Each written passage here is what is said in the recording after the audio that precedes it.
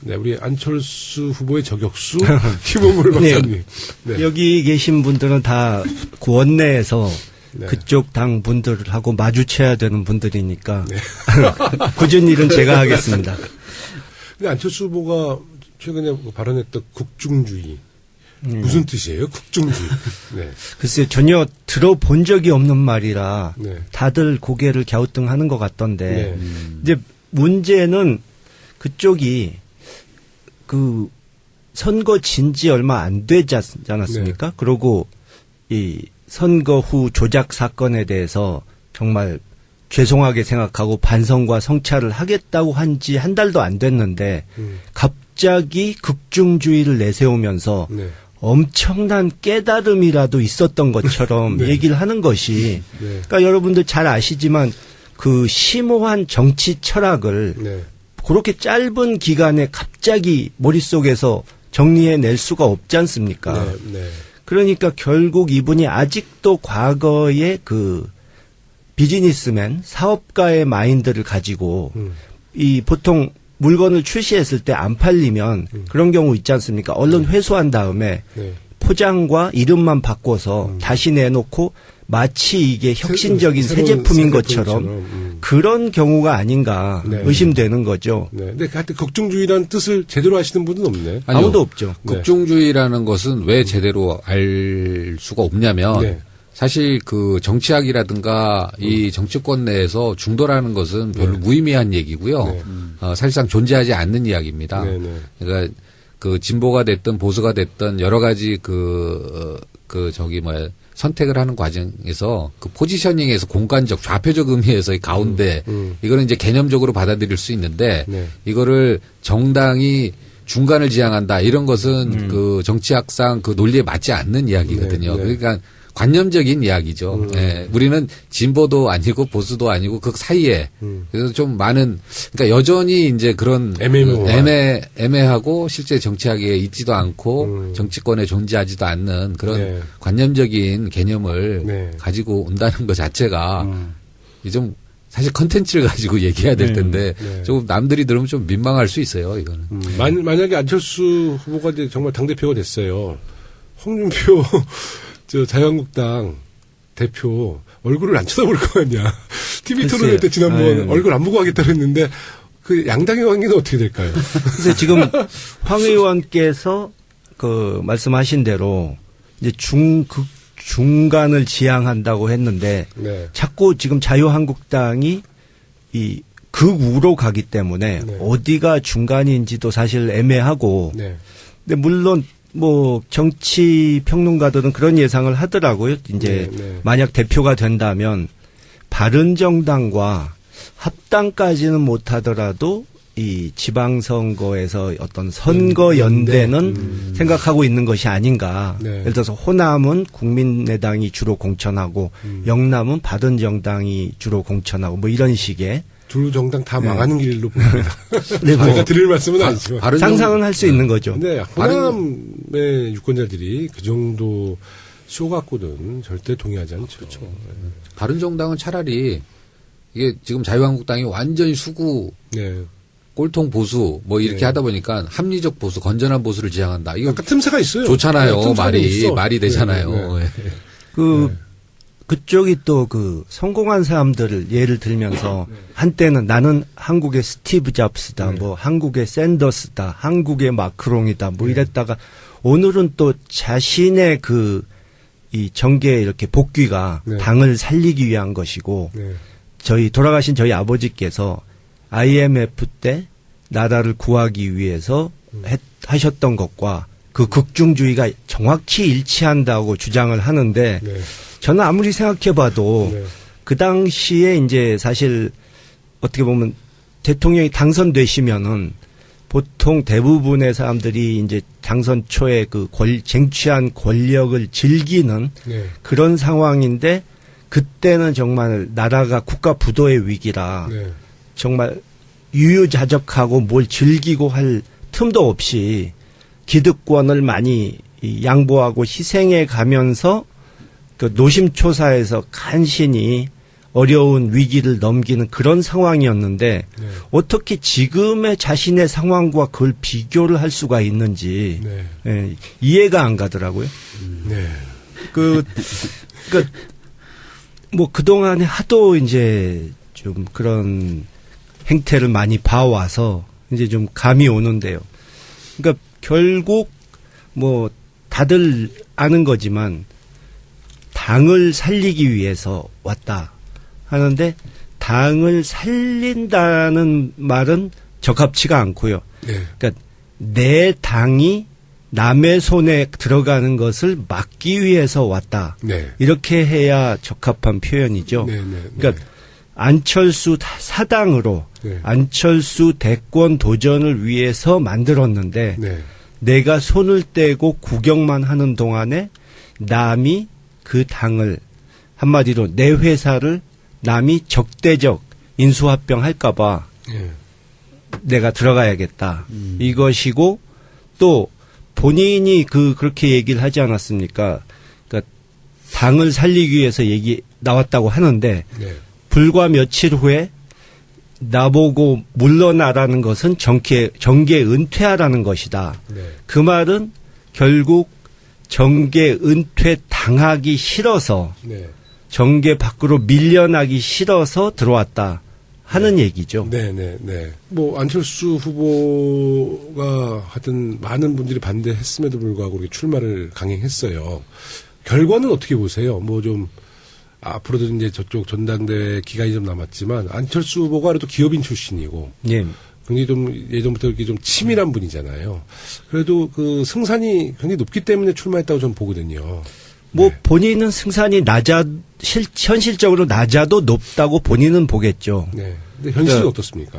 글쎄요. 근데 이것을 판단하기가 힘든 게 네. 내부적으로 무슨 여론조사를 할 수 있는 것도 아니고 네. 또 촉이잖아, 촉. 네. 근데 그동안에 너무 충격이 많아가지고 사실 그 지난번 대선 경선 때 참여했던 그런 분들이 다시 참여를 얼마나 할 것이냐도 좀 회의적이고 또 안철수 이 적극 지지자 그 층이 얼마나 남아있느냐도 사실 판단하기가 쉽지 않거든요. 그러니까 워낙 그동안에 혼란스러웠기 때문에. 그러니까 쉽게 지금 단언하기는 어려운데 저는 뭐 누가 되든 그거야 남의 당 일이니까 이러니 저러니 말할 것이 없고 결국은 이 당이 이제 지난번 조작 사건을 계기로 무너져 가는데 또 분열될 가능성도 보이고 그것을 오히려 가속화하는 네. 그러니까 내분을 더 조장하는 계기가 될 것이라고 보는 거죠. 그럴 것 같아요. 근데 국민의당이 이제 창당할 때 이제 안철수 전 후보가 주도해서 창당을 했는데 지역위원장의 구성원이 이제 안철수 후보와 직결된 관계된 분들이 많을 거 아니에요. 그러니까 아마 지역위원장을 많이 장악했을 가능성이 높다 하면 전당대회에서 승리할 가능성이 높은데 이제 변수는 그게 있잖아요. 과반을 통과하지 못했을 때 뭐죠, 결선 투표. 결선 투표. 그게 도입이 돼서 거기에서 변수가 있을 거라고 봐요. 그러니까 1차에서 과반이 통과되느냐 안 되느냐는 이제 나중에 얘기하지만 그 안철수 후보가 1차에서는 1등 할 가능성이 높다. 이제 이런 이야기들을 언론인들도 많이 하더라고요. 근데 50%를 이제 넘지 못하면 결선에서는 이제 뭐 변수가 있을 것이다. 이렇게 얘기하는 분들이 많아요. 네. 근데 저는 뭐 이게 국민의당의 성공 여부와 네. 안철수 후보의 대표 당선 여부 이건 좀 별개라고 봐요. 네. 옛날 이제 과거 자민련 때 보면은 당연히 김종필 네. 당시 총재가 뭐 거침없이 총재가 되긴 했지만 자민련 1% 네. 1%인가 지지율 1%인가 받죠. 뭐 거의 뭐 의미 없는 지지율을 받은 적이 있기 때문에 그 당 내에서 그 당의 성공과 그 당 내에서 누군가가 대표가 된다는 거. 그래서 과연 이제 국민의당 내에서도 그런 여론들이 있지 않겠어요? 과연 지금 이 시기에 안철수 후보가 다시 당대표가 돼서 국민의당이 과연 성공할 수 있느냐 아니면 지금은 한번 심판을 받은 거 아닙니까? 국민의당의 출연의 이유가 사실 민주당에서 분리돼서 뭔가 좀 한국 사회에서 그 진보 진영의 정치 개혁을 통해서 새로운 개념의 정치를 한번 해보겠다라는 그렇게 했는데 지금 대선 이후까지 대선 때 물론 이제 심판도 받은 거고 네. 이후에 뭐 전혀 이제 그런 것들이 노출되지 않다 보니까 이런 시기에서 뭔가 당을 재정비하거나 뭔가 좀 다른 새로운 바람을 불어내야 될 텐데 그렇지 않고 이거를 마치 이렇게 계속 봉합하고 넘어가는 이런 거면은 이제 과연 국민의당이 앞으로 어떻게 갈 것인가에 대한 고민을 하는 국민의 당내 어떤 분들이 계실 거고 그걸 또 이제 안철수 후보는 본인이 다시 대표가 돼야 이제 그런 것들을 회복할 수 있지 않겠냐 이런 주장이 있을 텐데 그래서 저는 뭐 여러 가지 별로 그렇게 좀 뭐 어찌됐든 관심 네, 없다는 뭐 얘기네. 가치를 중심으로 출연한 정당은 아니기 때문에. 네, 예. 그렇죠. 안철수 후보가 완주는 뭐 그분 성격이 좀 고집스러운 면이 좀 있어서 완주는 하겠죠. 막 왜냐하면 많은 그 당의 원로분들부터 지금 불출마를 계속 좀 종용하고 있는데 완주는 할 거라 보시는 거죠? 뭐 더 이상 물러날 곳이 없다고 본인은 생각하니까 네. 그러겠죠. 그리고 뭐 남이 설득한다고 그래서 듣는 성격이 아니지 않습니까? 그렇죠. 그래서 뭐 지난번에 만났던 그 당 의원들도 뭐 외계인하고 얘기하는 것 같다느니 벽에 대고 얘기하는 것 같다느니 네. 근데 저는 그분들이 이해가 안 가요. 저는 이미 안철수 씨하고 대화를 나눠본 적도 없는데 이미 그 파악을 다 하고 있었는데 그분들은 상당 기간 이렇게 얼굴을 봐온 사이인데 네. 그걸 이제서 깨달았다는 게 잘 네. 이해가 안 가네요. 우리 안철수 대표와 국민의당 이야기는 여기까지만 할까요? 네, 뭐 길게 저희가 할. 네. 방송을 해보니까 별 재미가 없어. 가지고 이 보통 물건을 출시했을 때 안 팔리면 그런 경우 있지 않습니까? 얼른 회수한 다음에 네. 포장과 이름만 바꿔서 다시 내놓고 마치 이게 혁신적인 새 새로운 제품인 새 것처럼 제품처럼, 그런 경우가 아닌가 네. 의심되는 거죠. 네. 근데 하여튼 걱정주의라는 뜻을 제대로 아시는 분은 없네. 아니요. 아무도 없죠. 국중주의라는 것은 왜 제대로 알 수가 없냐면 네. 사실 그 정치학이라든가 이 정치권 내에서 중도라는 것은 별로 무의미한 얘기고요. 네. 사실상 존재하지 않는 이야기입니다. 네, 네. 그러니까 그 진보가 됐든 보수가 됐든 여러 가지 선택을 하는 과정에서 그 포지셔닝에서 공간적 좌표적 의미에서 이 가운데 이거는 이제 개념적으로 받아들일 수 있는데 네. 이거를 정당이 중간을 지향한다 이런 것은 그 정치학상 그 논리에 맞지 않는 이야기거든요. 네, 네. 그러니까 관념적인 이야기죠. 예, 우리는 진보도 아니고 보수도 아니고 그 사이에 그래서 좀 많은 그러니까 여전히 이제 그런 애매하고 실제 정치학에 있지도 않고 정치권에 존재하지도 않는 그런 네. 관념적인 개념을 네. 가지고 온다는 것 자체가 거든 절대 동의하지 않죠. 그렇죠. 다른 정당은 차라리 이게 지금 자유한국당이 완전히 수구 네. 꼴통 보수 뭐 이렇게 네. 하다 보니까 합리적 보수, 건전한 보수를 지향한다. 이거 약간 틈새가 있어요. 좋잖아요. 네, 틈새가 있어. 말이 되잖아요. 네, 네. 그쪽이 또 그 성공한 사람들을 예를 들면서 한때는 나는 한국의 스티브 잡스다, 뭐 한국의 샌더스다, 한국의 마크롱이다, 뭐 이랬다가 오늘은 또 자신의 이 정계의 이렇게 복귀가 당을 살리기 위한 것이고 돌아가신 저희 아버지께서 IMF 때 나라를 구하기 위해서 하셨던 것과 그 극중주의가 정확히 일치한다고 주장을 하는데 저는 아무리 생각해봐도 그 당시에 이제 사실 어떻게 보면 대통령이 당선되시면은 보통 대부분의 사람들이 이제 당선 초에 쟁취한 권력을 즐기는 그런 상황인데 그때는 정말 나라가 국가 부도의 위기라 정말 유유자적하고 뭘 즐기고 할 틈도 없이 기득권을 많이 양보하고 희생해 가면서 그 노심초사해서 간신히 어려운 위기를 넘기는 그런 상황이었는데 어떻게 지금의 자신의 상황과 그걸 비교를 할 수가 있는지 이해가 안 가더라고요. 뭐 그동안에 하도 이제 좀 그런 행태를 많이 봐와서 이제 좀 감이 오는데요. 그러니까 결국 뭐 다들 아는 거지만 당을 살리기 위해서 왔다 하는데 당을 살린다는 말은 적합치가 않고요. 네. 그러니까 내 당이 남의 손에 들어가는 것을 막기 위해서 왔다. 네. 이렇게 해야 적합한 표현이죠. 네, 네, 그러니까 안철수 사당으로 네. 안철수 대권 도전을 위해서 만들었는데 네. 내가 손을 떼고 구경만 하는 동안에 남이 그 당을 한마디로 내 회사를 남이 적대적 인수합병할까 봐. 네.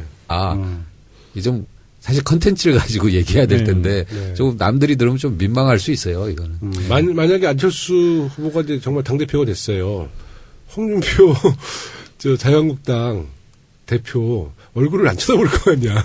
TV 토론회 때 지난번 얼굴 안 보고 하겠다고 했는데 그 양당의 관계는 어떻게 될까요? 그래서 지금 황 의원께서 그 말씀하신 대로 이제 중간을 지향한다고 했는데 네. 자꾸 지금 자유한국당이 이 극우로 가기 때문에 네. 어디가 중간인지도 사실 애매하고 네.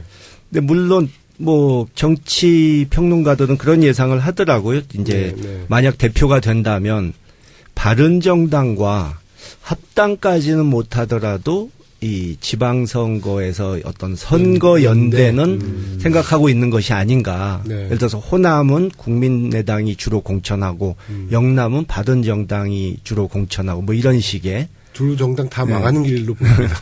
네, 뭐 제가 드릴 말씀은 아니지만. 상상은 할 수 있는 거죠. 근데 호남의 유권자들이 그 정도 쇼가 네, 우리 안철수 후보의 저격수 김홍물 박사님.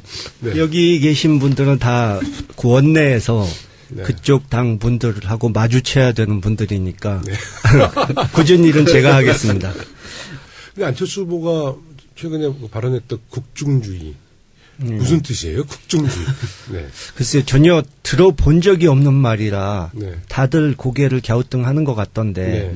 이제 문제는 그쪽이 그 선거 진지 얼마 안 되지 않았습니까? 네. 그리고 이 선거 후 조작 사건에 대해서 정말 죄송하게 생각하고 반성과 성찰을 하겠다고 한 지 한 달도 안 됐는데 갑자기 극중주의를 내세우면서 네. 엄청난 깨달음이라도 있었던 것처럼 네. 얘기를 하는 것이 네. 그러니까 여러분들 잘 아시지만 그 심오한 정치 철학을 네.